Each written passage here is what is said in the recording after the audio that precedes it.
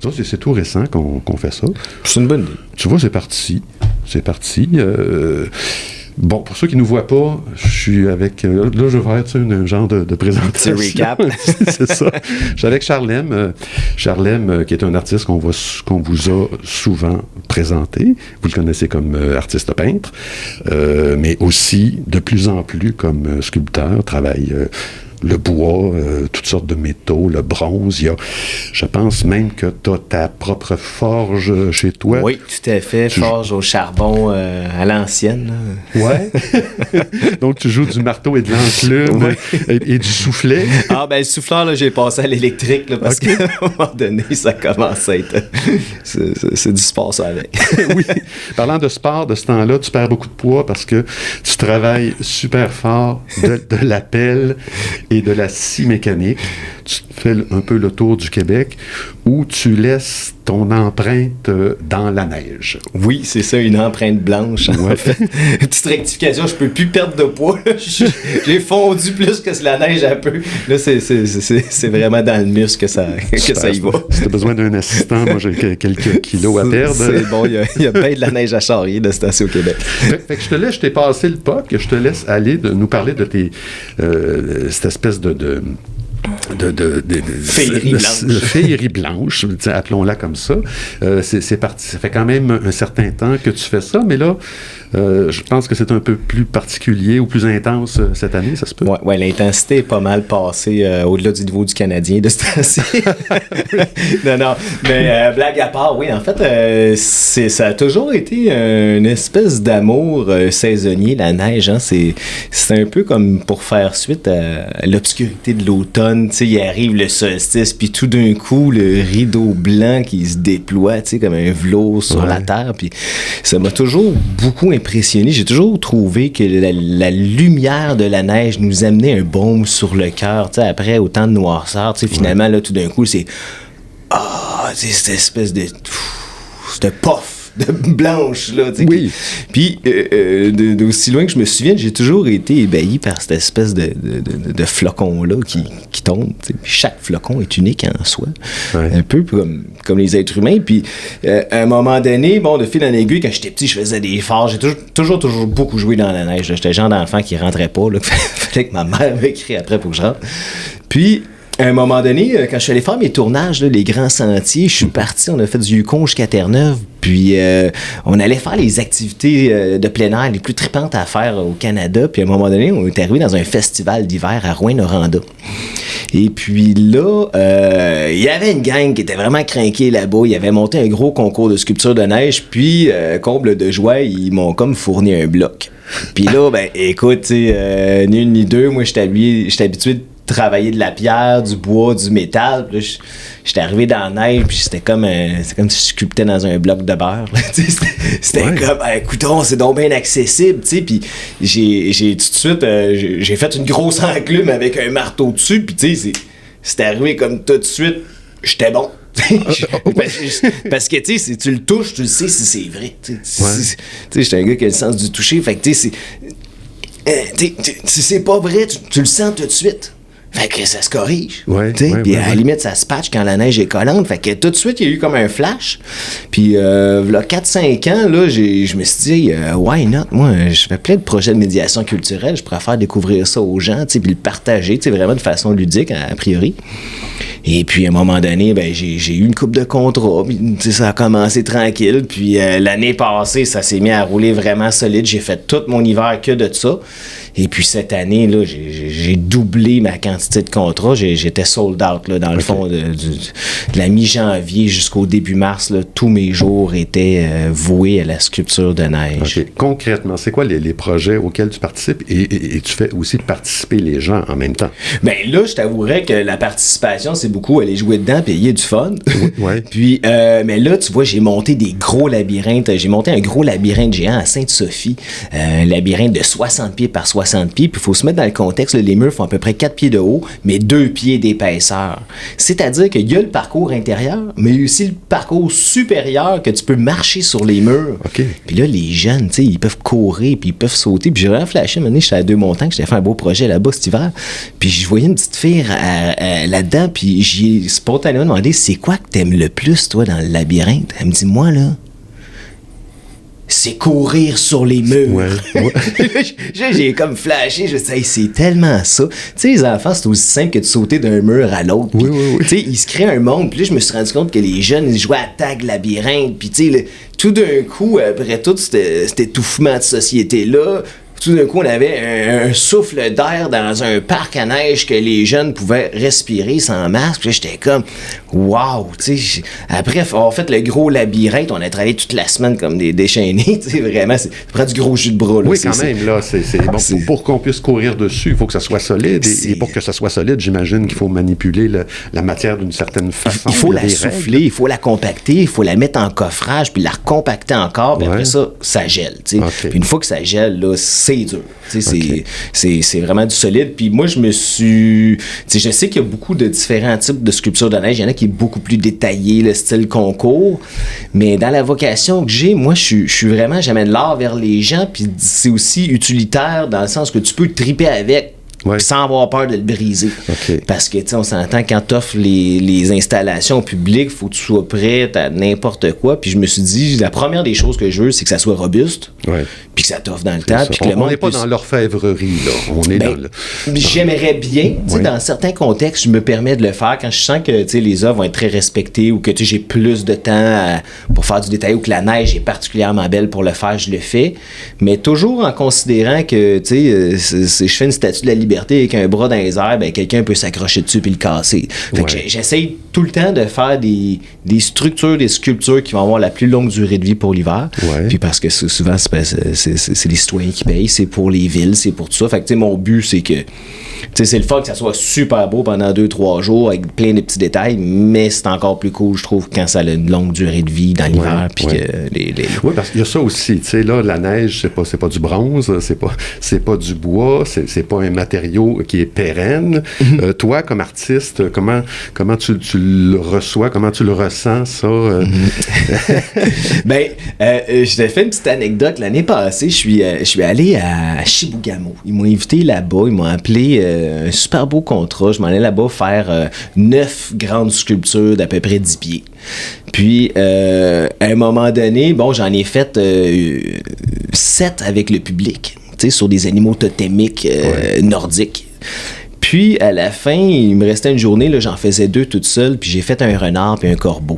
Un petit peu pour, tu sais, j'aime ça qu'il y ait toute une petite relation mystique ou historique ou en lien, là, justement, avec les fables La Fontaine, mais j'avais fait un traitement un petit peu comme sur la côte ouest, les Aïdas. Puis, qu'est-ce que c'est ça? Les Aïdas, en fait, ils ont... c'est une culture amérindienne de la côte ouest. Ils font les gros totems. Puis, tu sais, ils ont... Sur leurs totems, ils ont souvent comme du turquoise, du rouge. Ils ont toutes sortes de façons. Puis le carving, la sculpture en soi est vraiment super belle. Puis je me suis un petit peu comme inspiré de ça dans mon traitement. Puis j'en ai fait un corbeau. Puis j'étais comme, my God, comment ça, je l'ai pas fait en bronze, tu sais? Il était gros, il était beau, il était imposant, puis il dégageait quelque chose de fondamentalement de la force de la nature, puis j'aurais aimé ça qu'il soit durable, tu sais. Puis je vois ça un petit peu aussi des fois comme un peu comme un tremplin pour montrer aux villes, montrer aux gens qui m'engagent, tu sais, regardez, là, on peut en faire des super belles affaires, grand format, puis tout, puis tu sais... Moi, c'est un peu comme si tu leur montrais des esquisses, mais en neige. C'est ça, tu sais. Puis justement, j'étais allé à la chute cette semaine, je leur ai fait un super beau logo, mais 3D, tu sais, avec une feuille en arrière, un côté organique, un côté géométrique. Puis j'ai dit au gars, tu sais, je pourrais te le faire en métal, là, avec un beau bloc en granit noir, tu sais, puis ça serait shiny avec de l'inox, tu sais. Puis là, je pense qu'il a allumé, puis je pense que les villes s'en viennent de plus en plus prêtes à recevoir des œuvres. OK, il y a une réceptivité. Je pense que oui. Je pense qu'à un moment donné, on peut pas patcher nos routes éternellement dans les villes. À un moment donné, il faut faire d'autres choses comme développement. Puis je pense que les politiques culturelles, ça a été long avant que ça voie le jour, mais de plus en plus, on sent que les villes, ils veulent s'ouvrir à ce que l'art devienne quelque chose dans leur ville, un cœur, un centre. Okay. On va revenir là-dessus dans quelques minutes. Je veux juste finir avec la neige.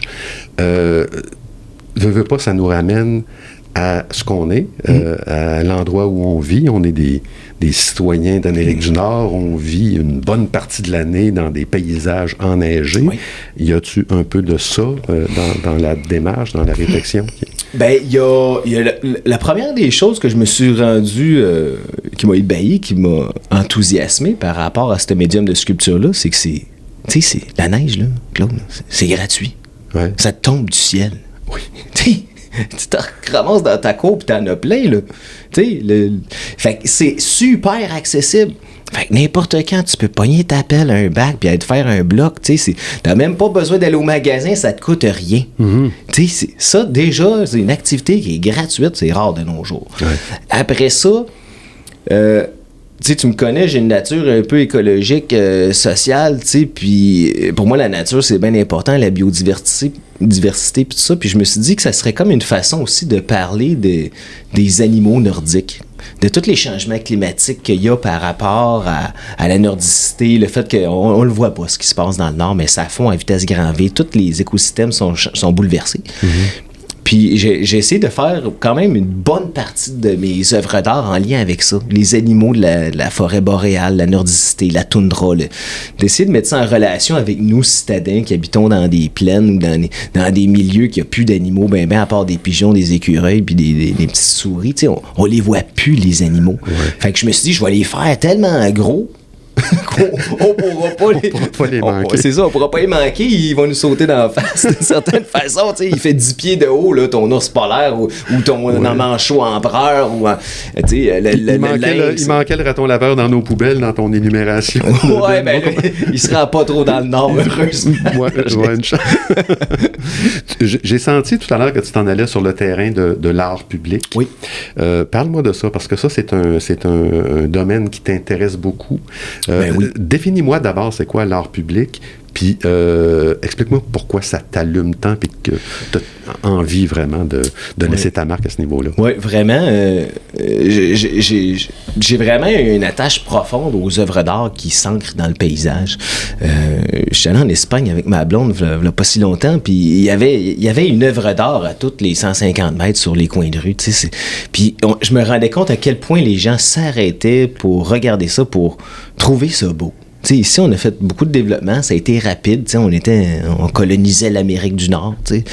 Puis à un moment donné, je pense que la vie, ce qui nous fait du bien, c'est ce qui est beau. Que ce soit dans un geste, que ce soit dans toutes sortes de choses, mais c'est quand on s'arrête pour regarder quelque chose qui est beau puis qui nous fait du bien, je pense que ça nous ouvre le cœur, ça nous fondamentalement, ça nous réconcilie avec un peu la laideur de l'humanité ou de ce qui se passe de pas beau dans le monde. Je pense qu'il y a assez de choses pas belles qui se passent dans le monde qu'on peut-tu en faire du beau puis que ça reste. Mm-hmm. Puis moi, dans mon langage à moi, c'est ça que je veux faire.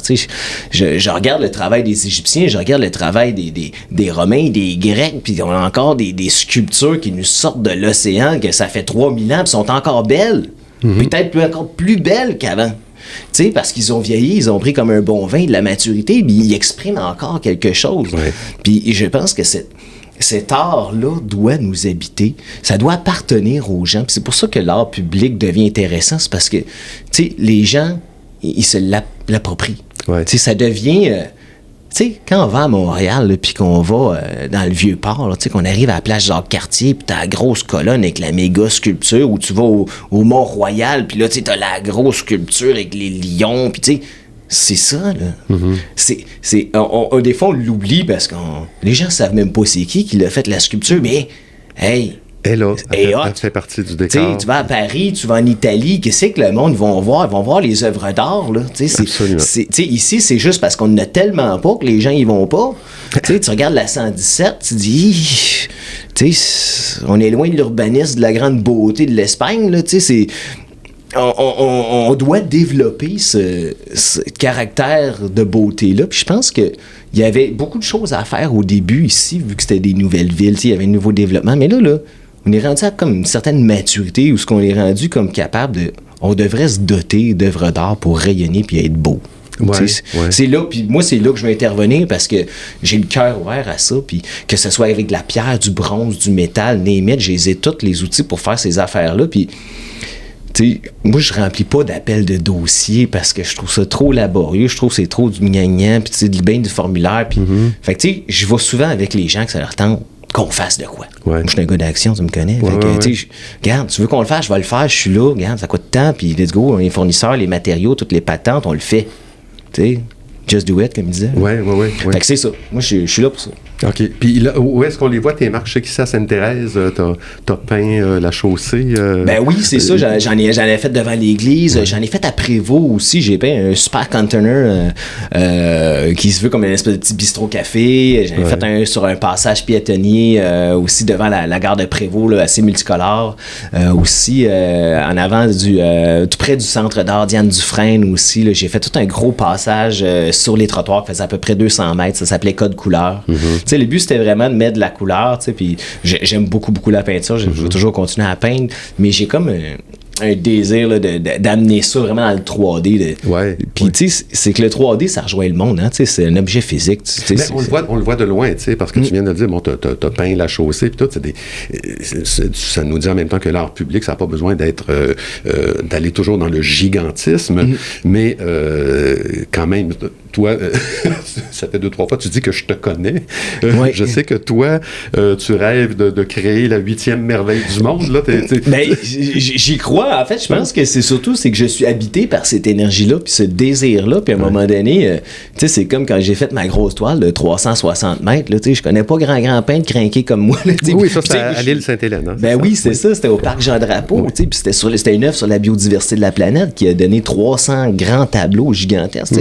Fait que l'idée, c'est que moi, je l'ai, cette énergie-là, puis j'ai envie de la mettre à profit. Puis je me suis dit que dans le fond, c'est une vocation que j'ai, autant comme un docteur ou un enseignant ou n'importe qui, ou toi qui écris, ou d'avoir ce désir-là de partager ce que tu as de meilleur, ben là, je suis là-dedans, puis je me sens rentrer dans mon prime, puis je me dis, là, j'ai comme tous les équipements, j'ai fait mes flots, j'ai ma maison, j'ai l'atelier, là, je peux être concentré 100% à c'est ça. Faire émerger quelque chose de magnifique. Ce que tu dis là, c'est appelez-moi. Appelez-moi, j'ai le temps, j'ai l'énergie, j'ai les outils. Ben oui, c'est possible de m'appeler, ouais, c'est sûr, mais je te cacherais même pas que je les appelle toutes, Claude. Ouais, ben je les appelle toutes. Moi, j'appelle 300 villes par année depuis à peu près 8 ans. OK. Je les appelle toutes jusqu'à temps qu'il se passe de quoi avec eux autres. OK. Parce que je me dis, si je suis là à attendre, je vais attendre longtemps. Puis souvent, on parle, toi, on me dit, t'es chanceux, toi, tu vis de ton art, tu sais. Ouais, mais moi, je les appelle toutes. Ouais. Puis, tu sais, jusqu'à temps qu'il se passe quelque chose. Puis, la majorité des villes ici, j'ai déjà tout fait des projets avec eux. Il y en a quelques irréductibles. Je sens blaguant parce que de toute façon, faut que ça donne, on s'entend. Ils vont finir par plier, ça c'est sûr. Je pense que là-dessus, c'est parce que je suis persévérant, puis je crois en la beauté de la vie, puis je me prête au jeu. Oui, puis bon, la chance, on se la fait, notre chance. Hein, c'est ça. Ça arrive une fois de temps en temps que t'as un coup de chance, puis j'en reçois des appels en train, là, c'est évident, là.